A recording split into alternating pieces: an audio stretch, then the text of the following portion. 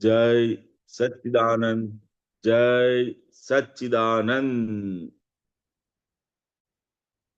જય સચ્ચિદાનંદ.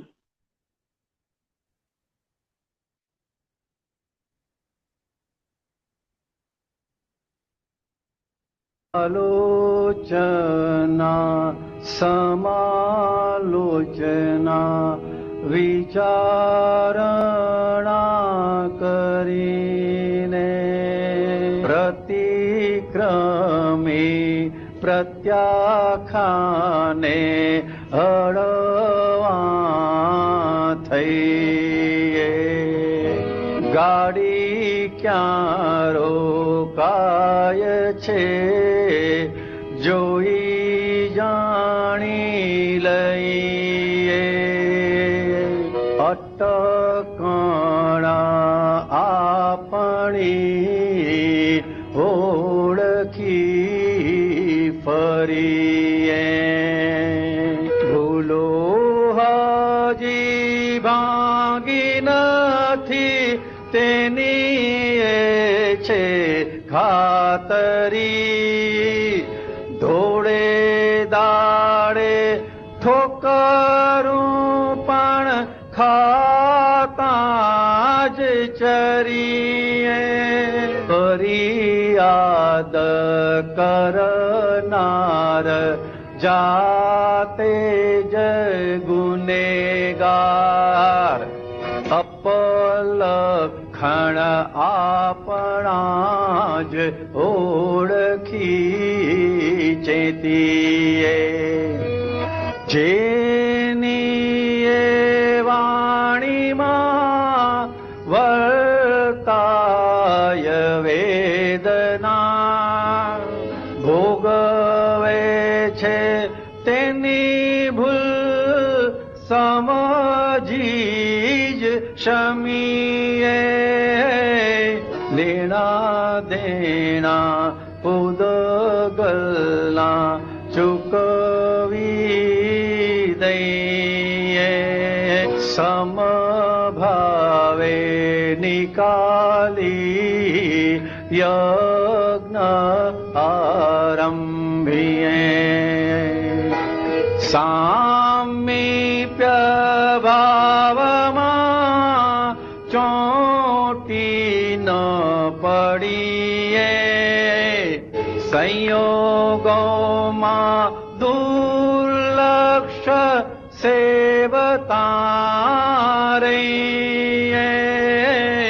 મોક્ષે હજુ ગયા નથી તેની એ છે સાબિતી. દેહ સાથે દુનિયામાં ભટકતા છીએ.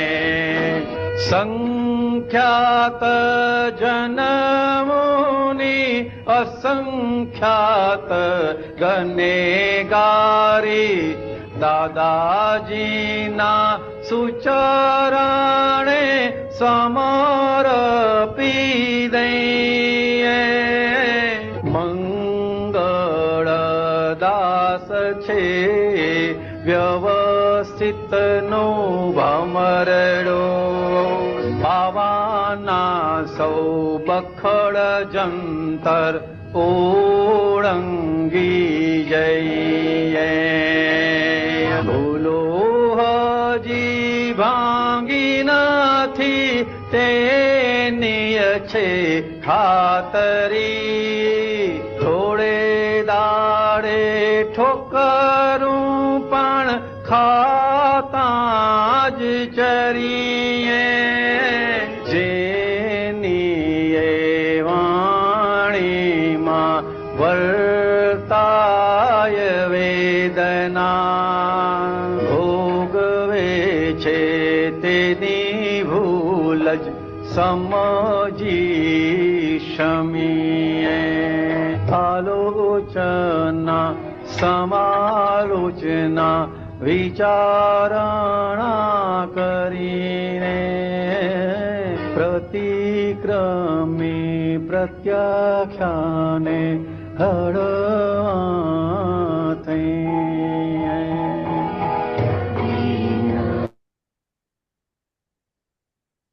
જય સચ્ચિદાનંદ. દાદા એક મા બાપતા કીધું છે કે આપણી સાથે રહેનારા આપણી જોડે પ્રેમથી રહેવું જોઈએ, આનંદથી રહેવું જોઈએ. હવે કશે પણ ક્યારેય પણ આપણે એનું માપ કાઢી શકીએ કે આપણી સાથે ને રહેનારા આપણી જોડે ખુશ છે, આનંદમાં છે, તો આપણે માપ જડે કે આપણે આમ અહીંયા બેઠા હોય ને આ રૂમમાં, પેલા બીજી રૂમમાં જઈને બેસે. આપણે આવીને આમ ત્યાં એ જતા બેઠેલા હોય ને ત્યાં જઈએ તો ત્યાંથી ઉભા થઈને બીજે જતા રહીએ. આવું અનુભવ નથી કરતા આપણે. મુદ્દો એ છે કે આપણે આ બધા લોકો જોડે કોઈને કોઈ રીતે આપણા થકી કશે ને કશે ઘા પડેલા છે, દુઃખ થયેલું છે, ઓછું લાગેલું છે. અને નહીં તો એ આ બધા લોકોને જોઈને આપણને કંઈક કંઈક અભાવ તિરસ્કારના સ્પંદનો થયા કરે છે. તો આ બધું એમને બધું ક્લિયર થશે.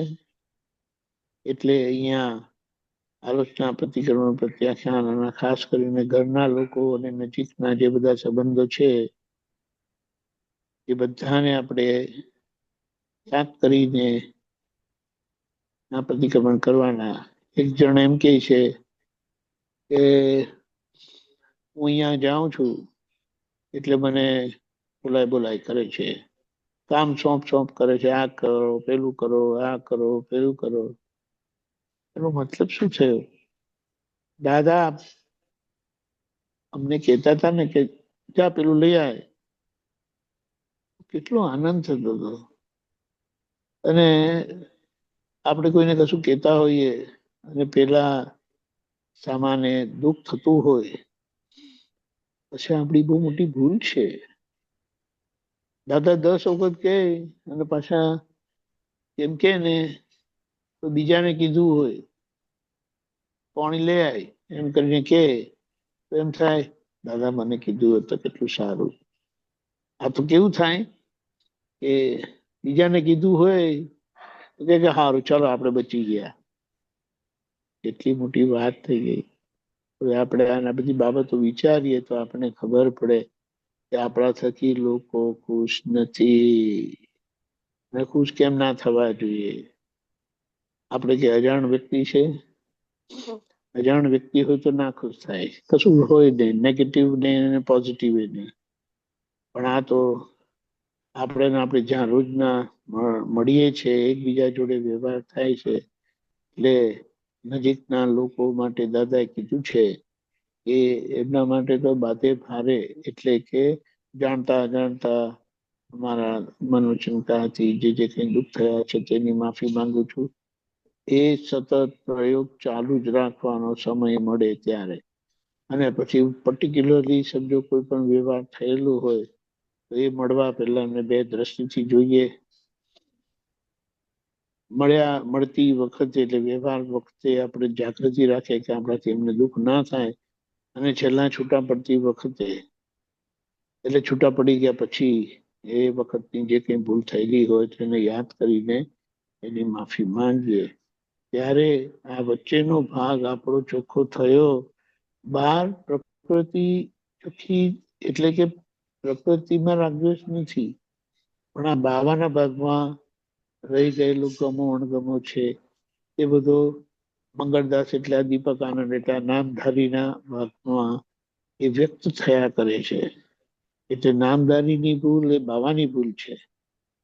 જે સહજ છે એટલે જે પ્રાકૃતિક છે એને કઈ વાંધો નથી, પણ જેનાથી બીજાને કઈ પણ દુઃખ થાય, કઈ પણ અસર કરે છે તો એ શુદ્ધિકરણને પાત્ર છે. એટલે આપણે દ્રષ્ટિ રાખીને આપણે આગળ વધીશું. જય સચ્ચિદાનંદ. જય સચ્ચિદાનંદ.